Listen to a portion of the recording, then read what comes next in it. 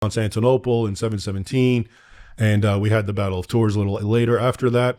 There's now a shift in the Islamic world. It goes from being Arab, it was an Arab empire, and now you have the rise of the Turks, who originally were slave soldiers that were hauled into the caliphates because they were good fighters, and Islamized and forcibly Islamized, and some of them just didn't care. And their parents would sell them. I mean, it was a very different kind of mentality, obviously, and they became great fighters. And what's interesting about them is it goes to one of my theories about why Islam was so popular with tribal people, because that's who actually embraced it in droves. It was, Arabs, Turks, Mongols, always tribal and pastoral peoples.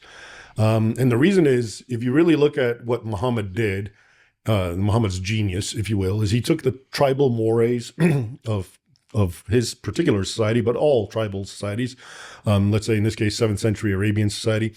And what is tribalism? Tribalism is us against them, and that's all there is to it, right? And, and us is, of course, usually understood as a blood thing, the family against the outsider, right? And you exist simply, you're our enemy by default because you're not us. And it's our right to attack, kill, and plunder you. So what Muhammad did is he basically kept that same framework, but now it was no longer about blood. It was about my religion. It's not religion. It's not about relations. It's about religion. And that's actually in the Quran. So in the Quran, Muslims are counseled to hate their family, which is very anti-tribal, okay, until they become Muslims. And they're also told that whoever is a Muslim, you have to love and help them and aid them.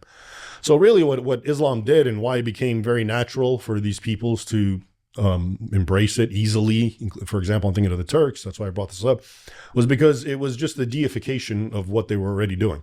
And it just justified it all the more.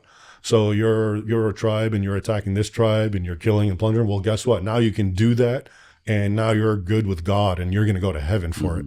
So it really made it an extreme kind of thing.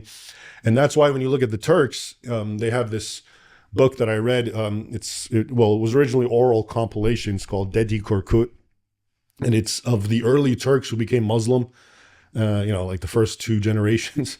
And when you read it, it's funny because there's nothing Islamic about them. They drink fermented wine, and their women are pretty free compared to your typical Muslim woman, and they do all sorts of un-Islamic things. They don't necessarily pray, or etc.